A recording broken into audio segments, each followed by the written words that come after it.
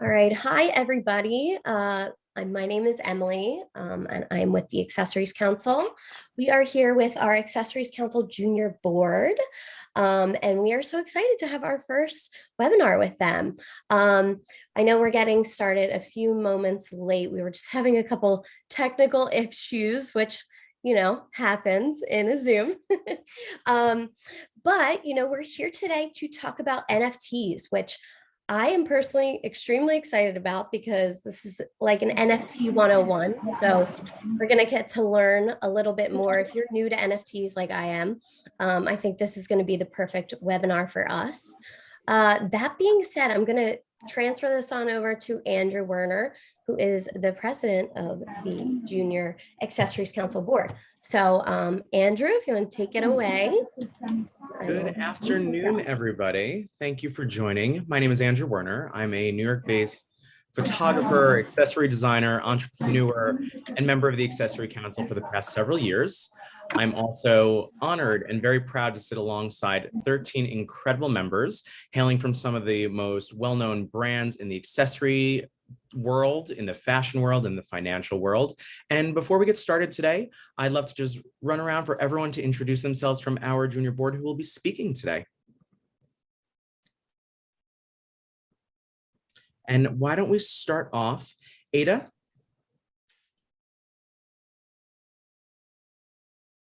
You're on mute, Ada. We muted you. Here we are. There we go. Here we are. Hi, everybody. I'm Ada Aguilar. I am an ex-banker turned fashion accessories designer for Edalou Paris. And recently, I've turned into being a chic fashionista NFTs degen. Hello, my name is Brandon Mitchell. I am an executive director with MMG Advisors. We are an investment bank focused on the consumer and retail sectors, of which fashion and accessories is a main pillar of ours. And I help spearhead our retail technologies focus within that. Hi, everyone. I'm Megan Reinhart. I am a merchandise manager at Vera Bradley, a handbag and travel company based out of Fort Wayne, Indiana, and I am over our home, footwear, and accessories categories. Hi, I'm Charlie Roberts. I'm the managing director of sales and marketing at Echo Design. We sell all sorts of accessories and home decor under our own brand, Echo New York, as well as through private label and licensing agreements. So now that you've met some of our members who will be speaking today, I'm very excited to be part of today's workshop, and hopefully we can clarify some things about, the biggest buzzword in the industry right now, NFTs. So you may think Bitcoin is a little bit of a Ponzi scheme, or not care what the DAO is, or never seen yourself going on Discord. You may have never heard of tokens, Googled cryptocurrency, or wondered what the Metaverse is. Well, with jargon changing by the day, it's very overwhelming to stay up to date on what these things mean and how they relate to you, your business, and your brand. But I assure you that you do care about scarcity value, you do care about customer engagement, and doing all of this at scale. So today's topic, NFTs, we're going to discuss why they matter now and will matter in the future. So by a raise of hands, old school style, I'd love to see how many of you has heard of what an NFT is. Pretty good. Now, of those people, and if you don't know the answer, you're welcome to lower your hand, who can explain what an NFT is? Okay, we lost a few people. Okay, a few more questions. How many of you who are still raising your hands are actively creating and selling NFTs? So now with a few people that are left, how many of you can confidently say why NFTs matter right now? Well, then I'm very glad we're having this workshop today because we will cover all of those things. I first became aware of the phrase NFT and a little bit about, what they were, but not really fully understanding in the context of the fashion world, backstage at Fashion Week. And a friend tried to ask me if I knew what they were, what they meant. And being a photographer, I thought it was an opportune time to take a selfie rather than listening to her. And she is was noted by Forbes as being one of the top 50 most influential people in the NFT space. So I probably, looking back on it, should have paid more attention. Oops, we live, we learn. So as we speak today, please take notes. Please feel free to ask questions in the chat box of the Zoom link. We will try to address everything we can. If not, at the end, we will definitely give you an email where you could follow up. But this whole thing is about engagement, and we want to impart our wisdom as we are all learning to be experts as much as we can. We want to help. So now, in the beginning, when NFTs officially went public and were, more talked about, back in, I think it was May 3rd, 2014, explaining what an NFT is was like, explain what the internet was back in 1991. It's this invisible bubble, not really in the physical world, but might have physical world, adaptations. It wasn't replacing things. What is an inbox? What is BCC? What is email? But we wanted to explain what this invisible space is. And in the context of an NFT, we will try to help articulate that today. The internet had an unfathomable potential and a future, and it came into unthinkable applications for, across the world, across for brands, commercial, residential, businesses, accessory, fashion. But it was so hard to process and articulate what it was able to do, especially to those who, were familiar with it. It wasn't replacing physical things. It was adding value, and that's something, and utility, and that's another thing. So it created a whole new space for people to engage with each other, as well as brands to engage with their consumers. So the goal of today is to convey the fundamentals of NFTs, like a 101 class, where our team will be touching on the questions and subjects of what does NFT stand for and what does it mean? We're going to talk about what is the metaverse and why does it matter? What are applications of an NFT? And how the fashion industry in particular can use these new technologies. So for this, let's start with Ada. Okay, well, so NFTs. I first heard about NFTs in August of 2021, and I had no clue what they were talking about. So I kind of dismissed it and never heard about it again. And then in November, I come across into a creator community called the Giraffe Tower. And that's how I learned a little bit about NFTs. I minted my first NFT, which is that I created it and I bought it. And I realized that, wow, this is something very interesting, spectacular, full of opportunities. And I feel like I can use it on my brand, Edalu Paris, to create more engagement with my client, strengthen my community, add new products, and create different experiences that will just give more value to my brand, to my mission, and to my clients. So let's start a little bit. Let's start with the word NFT. What does it stand for? So non-fungible token. Let's go dissect a little bit non-fungible. So fungible and non-fungible. So fungible is like money. So if you give me a dollar bill or you give me another dollar bill, I really don't care. It's still a dollar bill. So it doesn't matter. I am indifferent if you give me $1 bill or a different dollar bill with a different, serial denomination, right? I don't care. It is fungible.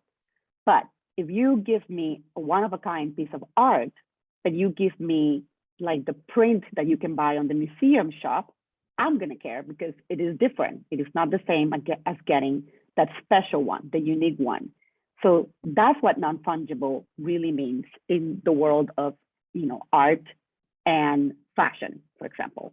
So NFTs stand for assets that are digital, that represent a unique, special ownership of an item that can be physical or it can be digital. So it can be tied to something that you can actually own and have it and use, or it can be tied to some sort of digital, of a digital piece, of a digital asset. They are created by the founders of the project. They are minted, as we say it, in the website of the project. But then if you actually need to sell them, you can sell them in the secondary markets like OpenSea, Magic Eden, Rare, Foundation, Nifty Gateway. these marketplaces are very specialized and will focus on different niches. So OpenSea is like the biggest one that has more liquidity, more transactions. And then something like Nifty Gateway, it's more about established artists. You actually have to be approved by them to be able to sell on them, kind of like Sotheby's and Christie.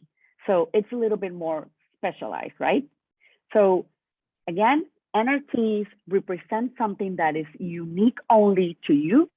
So you are the only person that will have ownership and the right to use that NFT.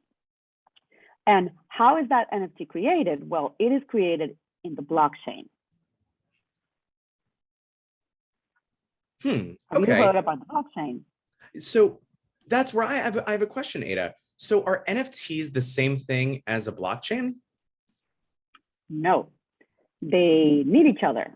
So the blockchain is not crypto, and the crypto is not the blockchain. So the blockchain is the technology behind cryptocurrencies and behind NFTs. So basically, let's put an example. So Andrew, I want to buy one of your amazing photos, like one that is unique and special. And you and I are going to talk about the terms of that.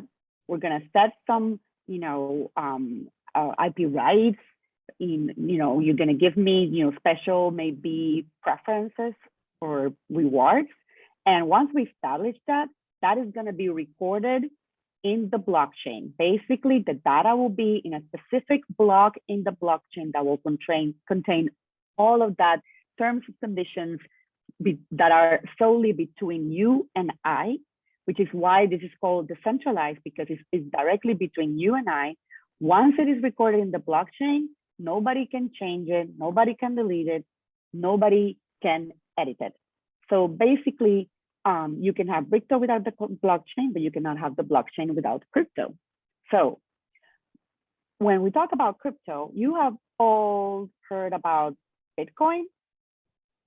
Are you familiar with Bitcoin? Well, Bitcoin is, the number one coin, let's say, but then there's another one. So the other one is Ethereum. That's the other one. So most of the NFTs are currently today in the Ethereum blockchain. So for the purposes of this presentation, we're talking about NFTs in the Ethereum blockchain. But as the months go by, this is a very fast changing technology and industry. So you'll see that other blockchains are gonna come out. Great. So now that we've passed NFT 101, let's bridge the gap on how NFTs specifically relate to fashion. Oh, before we go into that, let's talk about the why. So can't forget the why. Yeah, why do we buy NFTs? Why do customers are interested in them? Why would clients be interested in them? So we have four main reasons. One reason is I'm a collector. I'm already a collector of physical art. And I follow a specific artist, and now he does digital art. So I really like this artist, so I'm going to follow him into the digital world, and I'm going to buy some of his digital art. So it is because you like the art, you like the artist, you want to collect them. Another reason, and this is partly one of the reasons why I started, is because I wanted to be part of women-led communities. Because in women-led communities, they will have the same values that I'm looking for. We want to be creators. We want to engage. It's actually for my brand can be new clients. So if I wanted to, since I wanted to be part of my, women-led communities, that's why I also started getting into some of the NFTs. Then a third reason is utility, is what does that NFT provide me or give me? So the NFT can be tied not just to the art that I own, but it can be tied to rewards, perks, special promotions. It's like a little VIP club that you can create by having an NFT and having your VIP set of clients own that NFT, and you will provide them a specific set of access. And the fourth reason is because you want to make an investment and you feel that that particular NFT is going to go up in price, and at some point you're going to be able to sell it and make a profit. Wow. Now I really have a fuller understanding. So can we talk now about fashion and NFTs? Because I'm really interested in that whole sector, like most of the viewers are probably too.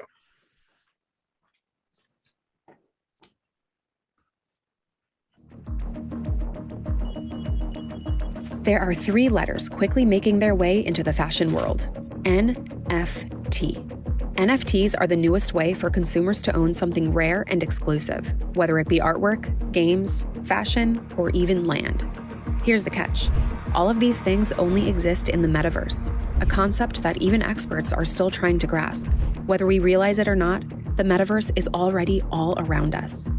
In a world where everything is at your fingertips, what happens when what you buy cannot be touched? Here to help us explain the latest in fashion technology is Sinead Bovell, expert on all things future and fashion.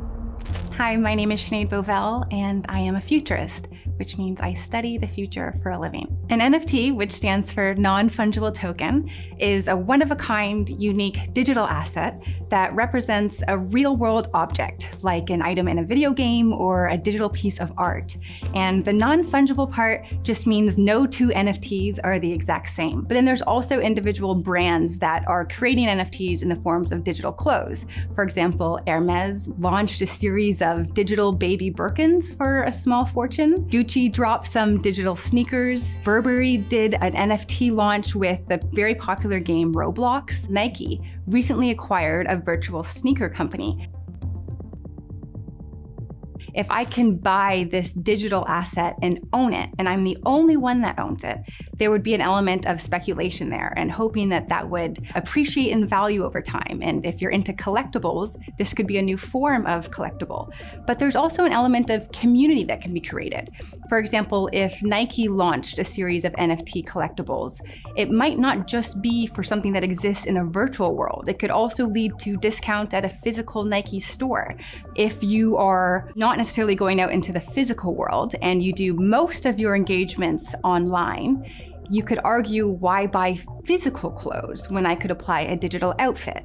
Let's get some more insight on digital fashion design. A lot of people think like the metaverse is something which is coming in the future, but actually we're living in it. When you start in the digital field, you really explore garments in a different way. With the digital software, you can use materials you can normally not use in a physical world, like glass, water, even fire. You can bring light to your garment. So with AR, people have more access to like try on clothes they would never wear in real life. So you can even explore your identity or even trying out becoming more gender fluent. And part of it was really like, as a fashion designer, work for a big company to sell your garments, or if you want to work like independent as a fashion designer, you need a big budget behind. But with the metaverse, you even don't need like a big setup.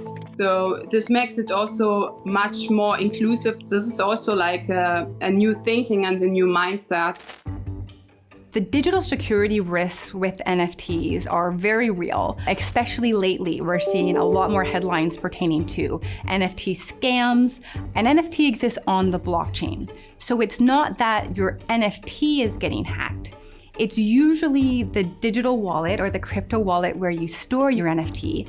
That platform might get hacked, and then you might see your NFT drained. Or we're seeing kind of traditional digital scams where you click on a phishing link, a suspicious email with a link in it, and that leads to draining your NFT wallet. So that's something that happens in our daily inbox, and now we're seeing that kind of transferred into the world of NFTs. And another issue when it comes to security is we're seeing people auction off NFTs that weren't authorized to share those digital assets or to share that asset in NFT form. They weren't the true artist or owner. You do your research on the seller, you do your research on the platform.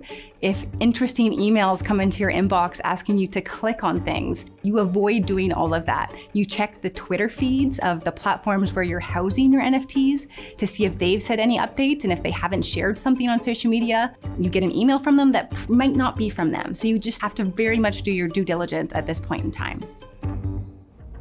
NFTs have quite a damaging carbon footprint, and we don't realize that the servers we use to power some of these technologies, whether it's minting and creating an NFT or simply searching the web and the AI algorithms that power the social media platforms that you use, all of that has a real-world carbon footprint. Can we make this process more sustainable before we scale it even more?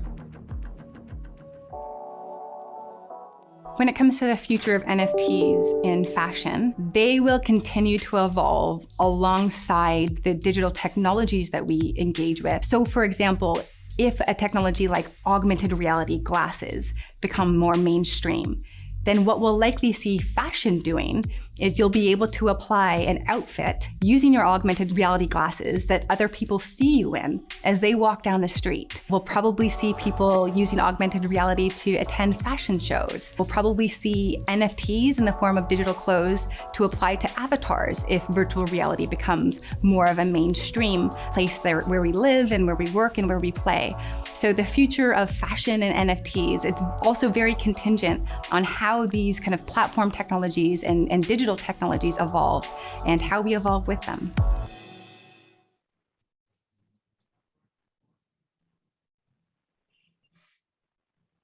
Wow, that was really cool. What do you guys think? That was amazing.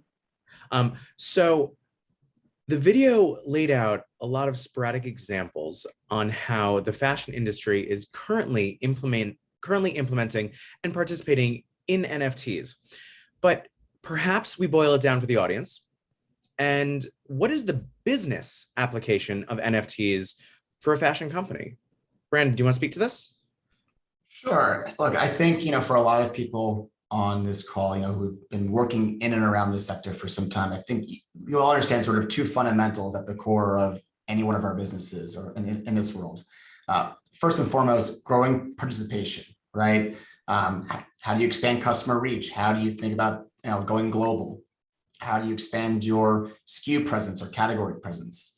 But especially within fashion, we know it's even more or equally as important to think about growth, but not at the expense of brand integrity, right? So this is where this notion of scarcity value really plays in. What's fun or exciting about the NFT role, or at least how I see it and how I work with brands in this world, this is helping brands do that. That is both easily controllable and highly scalable.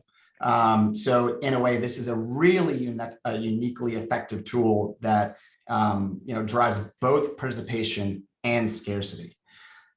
In other sort of more simplistic forms, I think, as the video laid out, there's almost an infinite, sort of application front ahead of us as the metaverse takes shape.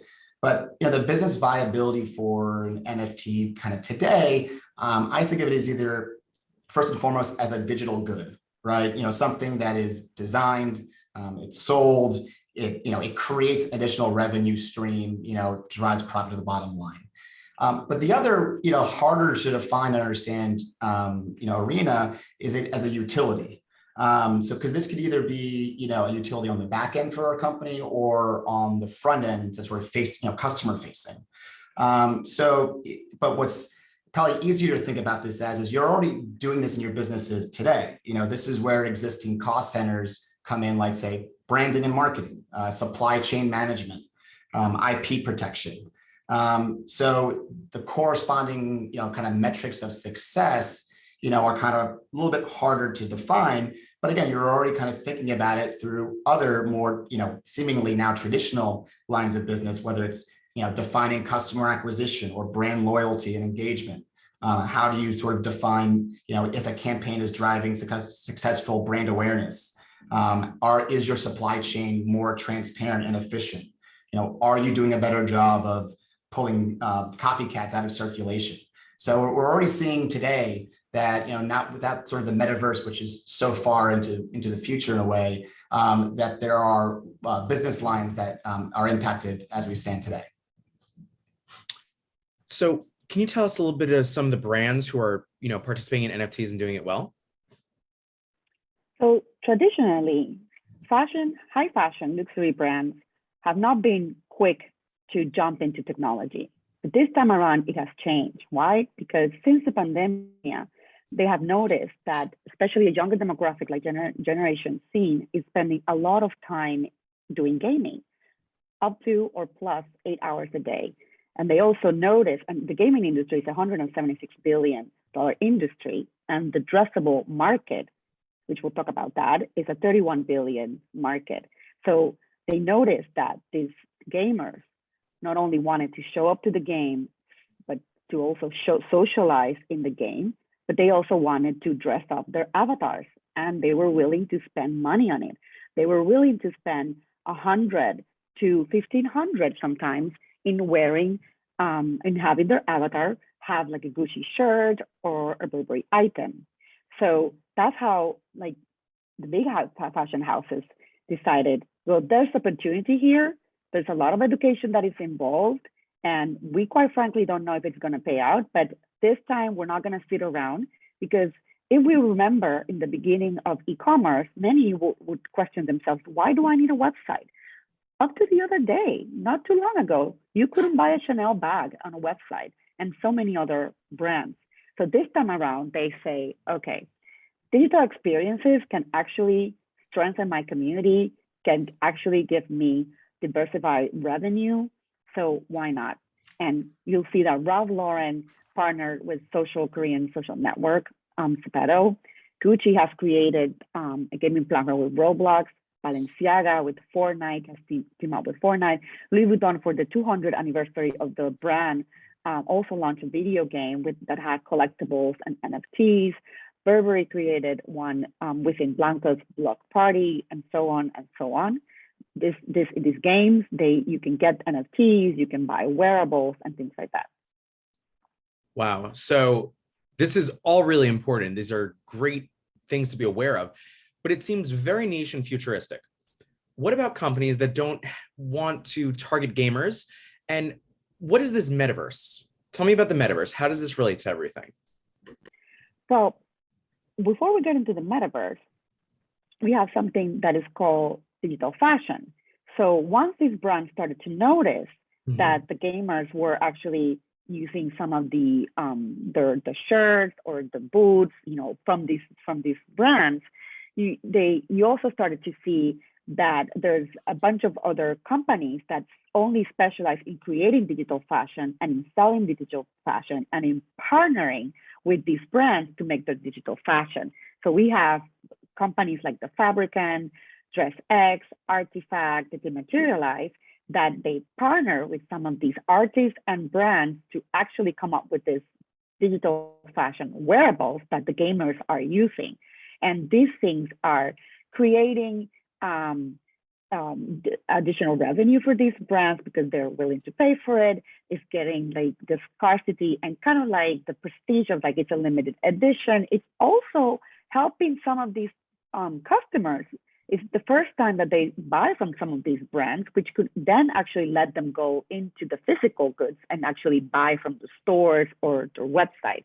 So digital fashion, really, it is a new concept for 2021 in terms of these brands, but it's not something that is new to you because you actually use it. You use the Instagram filters. We actually now in Zoom, we use backgrounds and things like that.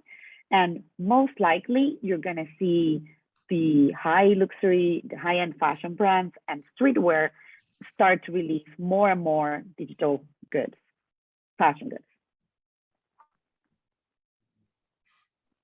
Wow. So, and to pick that up, I think, the metaverse is sort of this new construct, right? And, I think as maybe Webster or other sort of more defined experts would call it, the metaverse is, a simulated digital environment that uses augmented reality, so AR, or virtual reality, VR, to create digitally connected spaces for deep user interaction that mimics the physical world. Now, that's again very sort of more scientific definition. I think of it more so as, think of the internet, right? Again, we all know what that is.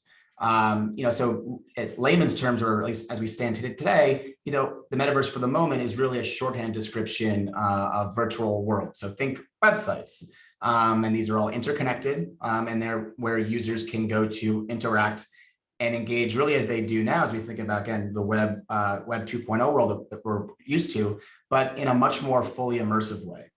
And developers are already actively building these worlds. A good example is Decentraland.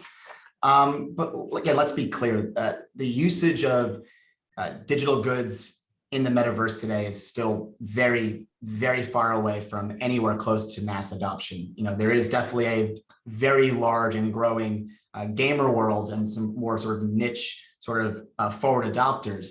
But I think we're all anxious to kind of say, all right, well, how does this matter to me and my sort of more mass-oriented physical world brand? But again, you can kind of, it's not too hard to see where, you know, the metaverse is already overlaying with our physical world today. Again, as it alluded to, you know, we spend a lot of our time, you know, with the context of physical meets digital. You know, we are all sitting here on a Zoom call instead of being in a physical, you know, conference center, right? We're constantly sharing photos and videos through Instagram, TikTok, Snapchat. So our physical experiences are being looked at and really, again, experienced through a digital lens. The video made, you know, reference to a good example of this. Gucci, you know, did sell a pair of sort of small collection of sneakers that can only be worn through sort of an AR filter, you know, by virtue of being on social media. So again, a near sort of case or an example that I think we can all kind of see happening or coming. You know, we're sitting on a Zoom call here today, and you know, you said to yourself, look, should I be investing in, say, a brand new work attire for, you know, for next week, for, you know, or should I just go buy an NFT outfit that I can wear on, you know, all my Zoom calls, right? So you can already see how people are looking to the NFT future, if you will, in a much more sort of what I would call sort of a hybrid construct with the metaverse. This is, again, really interesting. And looking at fashion and accessories, this is going to have a huge impact on merchandising?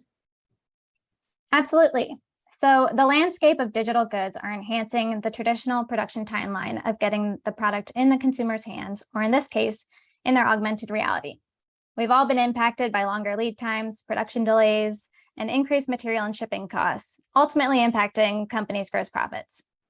Working with a business that is pattern heavy, it's easy to see the value in leveraging NFTs as a new way to encourage the consumer to purchase bags and accessories with unlimited SKU offerings and extensive pattern libraries. With versatility and limitless differentiation with the releases, things like seasonal capsule skins can be conceptualized as a digital fitting room for the metaverse. Think of it as try before you buy. COVID has shifted customer spending habits online, and the world is becoming more digital by the second. From virtual markets and showrooms to personalized online shopping experiences, there's a higher receptivity from the consumer and the brand to shift to a more digital space. Virtual stores are a perfect way to experiment within this new digital merchandising concept within the metaverse. Brands have also acquired a new route for customer acquisition while incentivizing engagement and brand loyalty through early access to collection launches, discounts, and private communities within the brand for firsthand customer feedback and design input for upcoming launches. This provides a unique opportunity within the merchandising space to launch limited edition capsules within the metaverse while also launching the tangible good in retail stores. Brand loyalty will help build on the concept of these collectibles with limited edition assortments. There's also an ongoing demand to attract a new customer base, and NFTs are the way to attract the heavily influencing Gen Z group. Overall, NFTs are giving the customer access to product releases with the ability to customize at the touch of a button, while companies no longer struggle with the supply chain issues. Higher profitability and removing the production and transit timeline is a win-win. So this evolution solves the fluctuation of inventory buildup, balancing product flow, and enhances profitability without inflation risks. Not to mention the opportunity to be more profitable through resale with royalties, which Brandon will touch on soon. Lastly, companies are moving to a more sustainable future, with many making commitments to be fully sustainable in the next 5 to 10 years. As NFTs become a more accepted form of marketable good, the cost of creation will become more standardized, resulting as the superior way for consumers and companies to do business. Efficiency is key, but NFTs will pioneer this new phase of merchandising. Wow. And with that, I believe we have a little video, Accessory Council Metaverse. Yes, so we have created a little showroom of our own. We call it the Accessories Council Showroom. So you can see something that can be created for your clients so they can interact socially. So you see there's 2 clients, and they're going through all of the brands of the junior board. They're there to interact with each other. They can talk to each other. They can see the products. So imagine like a virtual showroom, and they could actually see what is your product proposition, what are your next campaign, what is your next collection. They can see it in the metaverse, and they can actually like interact with our clients and talk to each other and discuss it and review the items that you're proposing for them.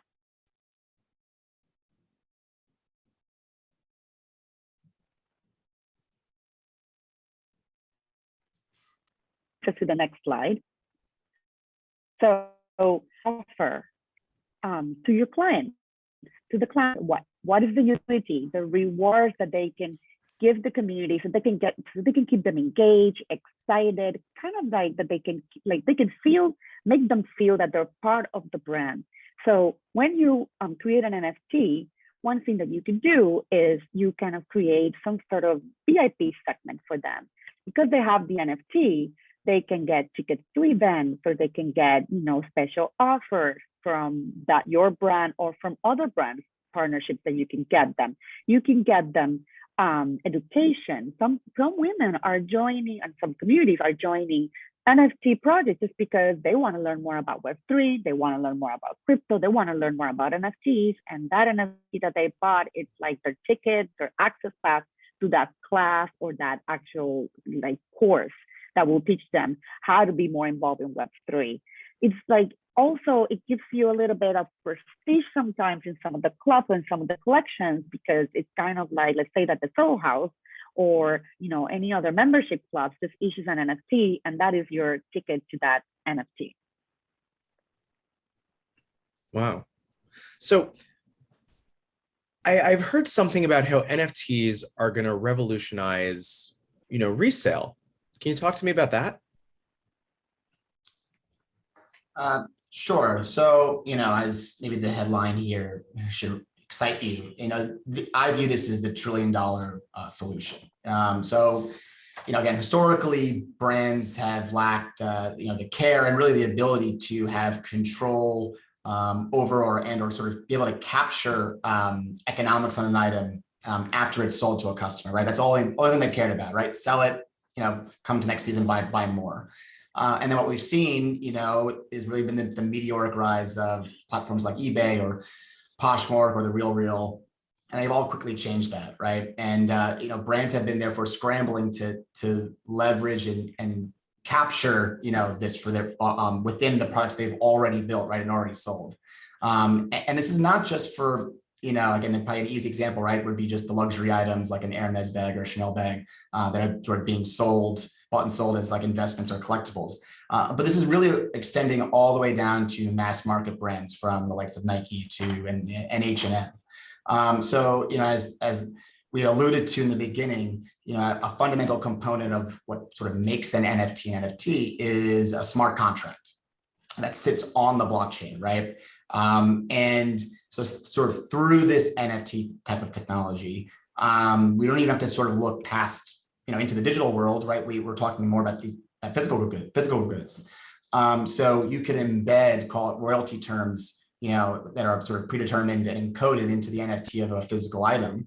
And similarly, sort of the provenance details around manufacturing and of that, the when and the where and the how of that product, and the ownership, right, of that item can all be easily authenticated.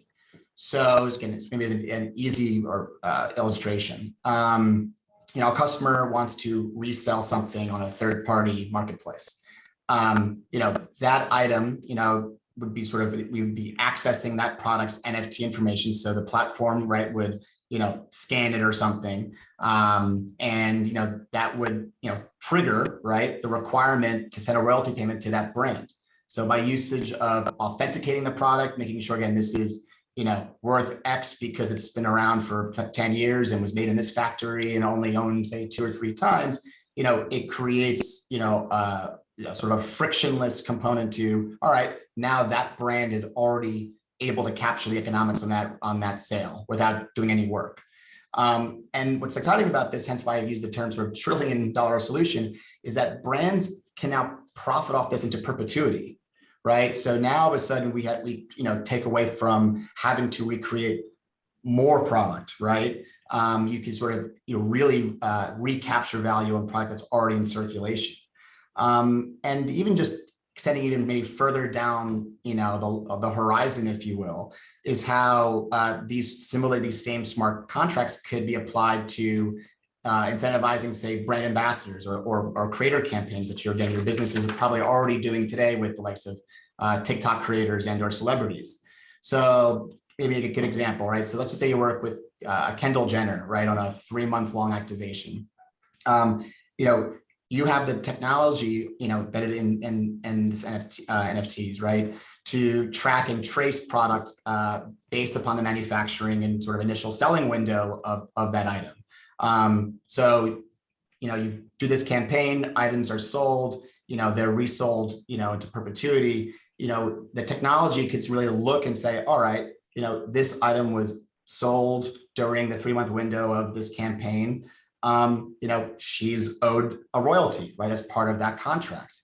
And what this does is it further, aligns your creators and your marketing partners to say, look, I have a stake in this business, right? As it grows, I grow. So it's not just a 3-month-long campaign and pay me and I'll leave. It's okay, I have, kind of long-term value baked into this. And, again, that authenticity, even more is what people crave today, right? That's why a lot of brands are striking ownership deals with celebrities in the beginning. So it allows brands arguably a new front to do that into perpetuity. Cool. So I'm sure every brand and company in here, and even people who have their own brands and companies, many of which are small businesses, without the budgets and the capital of Hermes and Gucci and Kendall Jenner, they want to ask a few questions, and probably one of which will be, how do I participate? Absolutely. We're not really telling you to go and spend and invest in a whole department of developers, chief technology officers, and things like that. It's important that you understand the technology, that you leverage all the opportunities from the technology before you actually make a decision. So basically, we're just telling you, well, understand it and see what will make more sense to your brand. Not just that you're just going to throw a bunch of investment money into like creating those departments that will actually take care of it, like some of the big brands are doing. But it is important to understand that Web 1, Web 2, Web 3. So Web 1 was the beginning of the internet, where we could just see some information about the brand on the internet. Then in Web 2, we were able to buy from the brand, maybe leave them a review and interact a little bit with them if we wanted to have some questions about what we were buying. But then Web 3, what it's creating is that the communication is now not only direct with the customer, but it's also both ways, in the sense that now the brands are giving back. You as a holder will not only feel part of the brand, will get special access to even the creative process. Like, for example, Rebecca Minkoff, part of her NFTs, apart from the digital collections that she's offering in some of the marketplaces that we spoke about, she's actually giving you an access to her creative process and how is her next collection going to be built because you have an NFT from her collection. So it's giving you an access that you didn't have before.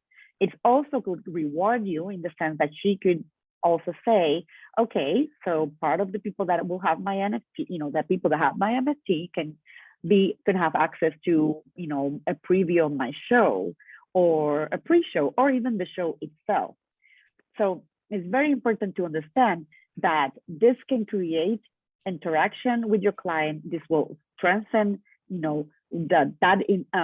that relationship that you have with the client, and you could do different things like collaboration. So you don't need to really do yourself one project of NFT, but you can collaborate with another brand that has the same value as you, that also wants to get into the Web3, and together you can onboard basically your clients into the NFT space, or you can collaborate with another NFT, with another brand that has already been in the space, and she can, that other brand can actually help you kind of go into that brand. Another important aspect of it is like, let's say that you want to do an expansion of your brand, a reorganization, you want to do a new collection, you want to do a new campaign, or you want to like launch another project. But sometimes just by doing this project as an NFT, it will take away the issue of having to raise those funds via traditional methods like banks and other institutions. So you would be able to say, well, let's do an example. So I am a brand and I want to issue an NFT to my best 100 clients. So I issue that NFT for, let's say, $100. So that means that my 100 clients that decided to buy that NFT are part of my VIP community. I will make sure that they're rewarded, that they're compensated, that they feel part of my brand. But then that means that I raised $10,000 that I could use for my next collection. So basically eliminating extra stock, helping you like kind of using the pre-sale method. So that's like other ways that you can help, that you can start by, you know, getting your feet a little bit into it without having to make a big investment in like a new department, let's say. So what's happening with NFT projects? So one thing that you could also do is you can partner with an NFT project that already exists. And there's a few of them out there. And you will see that there will be a kind of a circular relationship here in the sense that these NFT fashion projects, as the months go by, as they become bigger, as they build that community, they will actually become brands that you will even recognize at some point. For example, Eyes of Fashion. The artist of Eyes of Fashion is a famous illustrator that used to do illustrations for Chanel, Yves Saint Laurent, Dior, and she decided, okay, I'm going to launch my NFT project. She built her art. She started to build her community. She engages with that community. She does giveaways for that community. She gives access to stuff, you know, in real life events and virtual events to that community. And at some point, she will release merchandise of that art. Another important thing is that some of these communities actually give you the IP rights of those of the art of the avatar that you own of your NFT, and you can actually, as a client, the brand is giving you the chance to you yourself create your own project or even create your own line, because you can have access to the IP right of the avatar that you specifically own. Another project is Sphere Studios. So what they do is they are based in 10 real life models, and if you have an avatar, let's say one of them is a specific model, and she gets casted in some sort of partnership that the NFT project was able to get, the real model gets compensated, the holder of that avatar gets compensated, and the creator of the project gets compensated. So what they're trying to build is to constantly having partnerships with fashion brands and events so that we can all win. Another aspect would be the one-on-one artist, like Ashley Longshore. She is an artist and she created an NFT project. So basically, she's starting with her one-on-one NFT project, creating a new community that is coming from her physical art into now her digital art. And obviously, there's resale values to all of these. You know, she can make. I mean, she's making different efforts to build that community and strengthen it. And then we have Mavion, with what they do is that they're onboarding women in a fashionably way, but their mission is to educate women in Web3. So they're giving back education to the holders of that avatars via events, via virtual workshops, and some other giveaways. So another brand doing something like this is Boogleverse, but they're doing it the other way around. Boogleverse is a brand that actually exists. It has a massive following on Instagram. So what they're doing is they're educating that following on Instagram about NFTs, and they are converting them into NFT holders, which means that they're giving them like 20% discount of all of the collections. They get to see the drops first. They get, giveaways. They get special access. So what they're doing is they already have a big physical, client that now will become part of their digital world.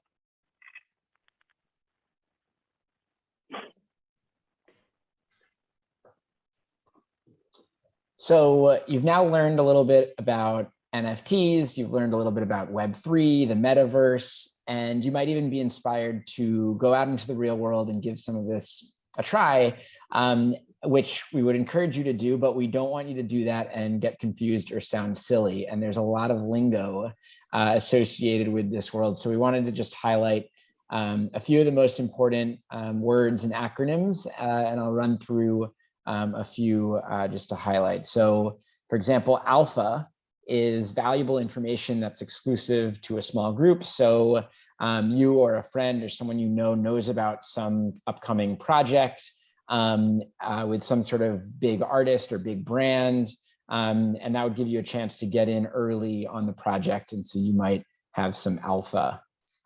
You've heard a little bit about DYOR, do your own research. That is not only a critical acronym to be aware of, but also just good advice. There's a lot of bad advice out there, and also some nefarious advice. So make sure that you've done your own research and you know what's going on. DAO, DAO, is a decentralized autonomous organization. So that's basically a algorithm based organization that is completely decentralized, doesn't have an individual leader or group of leaders who are driving the sort of governance decisions. LFG, I'm not going to spell out, but it's an acronym many in the community use when they're pumped up or excited. Mint is the actual art of acquiring an NFT on launch day. So it's like opening a sealed pack of cards. They're in mint condition, they're brand new. So you might hear people saying, oh, I just minted my new NFT.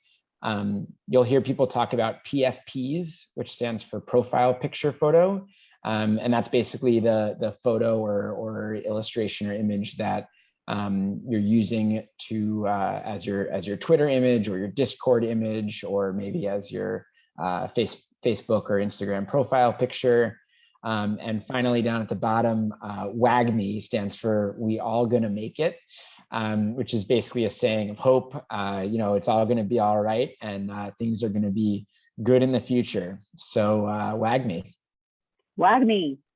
WAGME. Well, in conclusion, NFTs and the metaverse have the potential to product authentication, so product passports, community building, resale benefits or royalties, creative freedom for Gen Z customers and consumers, and loyalty and rewards. There are a lot of great factors to this, but also special considerations must be given to the environmental impact. And I saw there was a question about that. So if we can't get to that today, we'll absolutely get back to you, because these are great questions. Cybersecurity, and then counterfeiting and security breaches, and significant investment and experimentation and a new playbook. So DYOR, do your own research, start small, and LFG. Thank you, everybody on the junior board. Thank you to the Accessory Council as a whole. Thank you to Hannah, who is helping to switch slides and make everything work behind the scenes. Thank you to Ada, who spearheaded this and has been amazing in this whole NFT world, teaching us day by day. And all the participants and panelists, and all of you for being part of this today. I think we may have time for one or two questions. Emily, are you there? Yes. Do Yes. you So want to jump in and pick a question that you think might be good for timing, and then we can address the rest via email? Sure.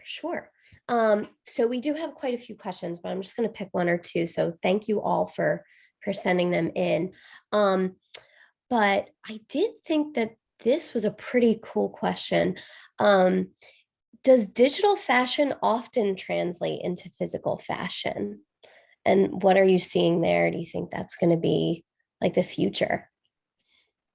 Absolutely. Sometimes it is called digital, which is basically that you're going to see you're gonna go into the digital showroom and you're gonna pick some pieces. But then they, for example, Dolce & Gabbana did that, and they're selling both in the digital world and in the physical world. So that piece that you actually have bought for your avatar, that you use it either in a game space or in a metaverse space of like social interaction, you can also be able to get it in the physical world. Okay, I like that. And then this was another pretty good question as well. It says, I believe there are many metaverses. I think meaning there's not just metaverse, there's obviously other online virtual realities. How do you select one? Well, it all depends on what you want to do in that metaverse. Do you want to, go, shopping? Do you want to go art? Do you want to play a game? So there's a bunch of companies coming out there with, their own real estate space, and some of them will actually have kind of like a little city. So you would have to just say, okay, I'm going to go to Decentraland, and they have sort of a mini Las Vegas, and they have art galleries, so I can go into there. But maybe the other side, which is, the Bored Apes metaverse, they're going to have more of a gaming situation, tokens, play to earn kind of thing. But I'm more interested in that. So it would all depend on what is that you want to do, what is it you want to get from it. You will see that some of the brands that you actually follow and like will have some space in the metaverse. For example, I got some space in the metaverse, and at some point I'll build Edalu in the metaverse.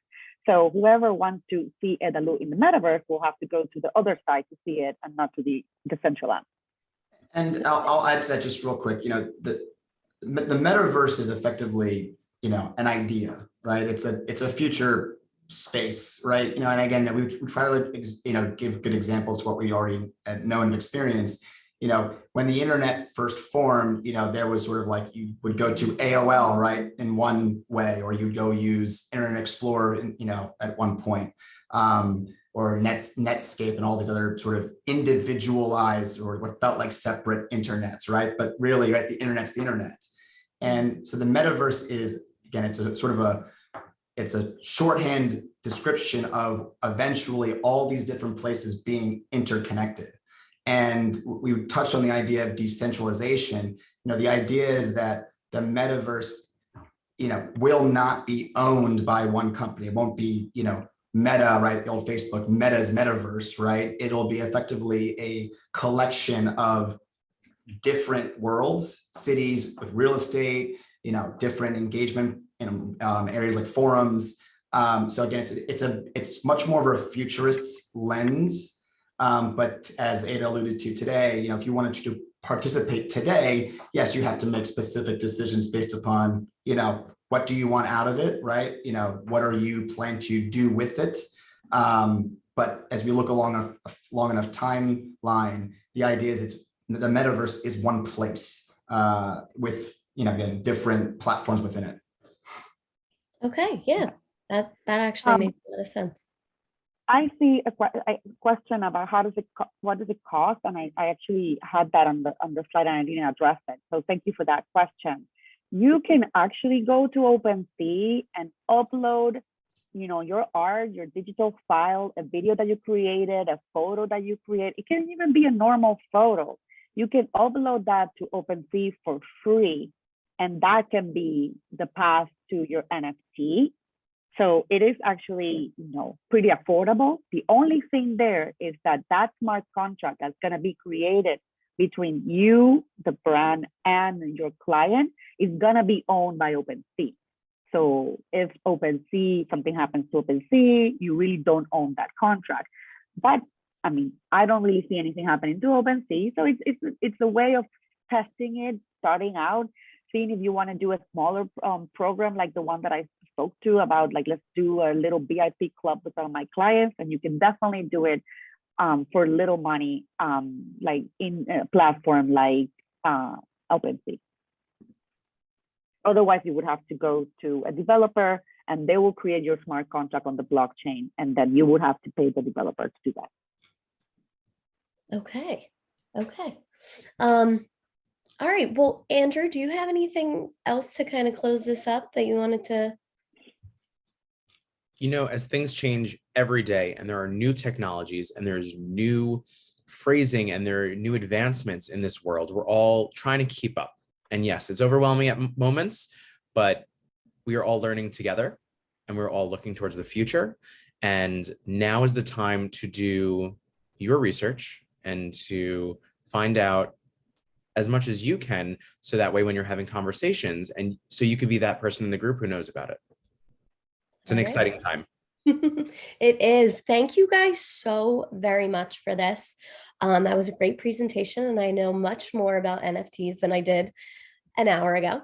And for anyone who had another question and maybe we didn't get to it just because of timing, you could email us at, if you just email me, it'll be the easiest, emily@accessoriescouncil.org.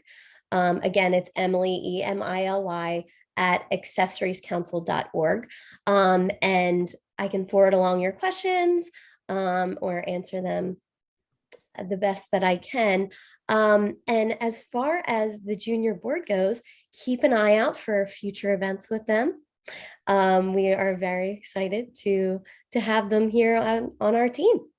Thank you guys again so much. And thanks for everyone who came along and watched. Thank you so much. Thank you. Thank you. All right. Bye-bye. Bye.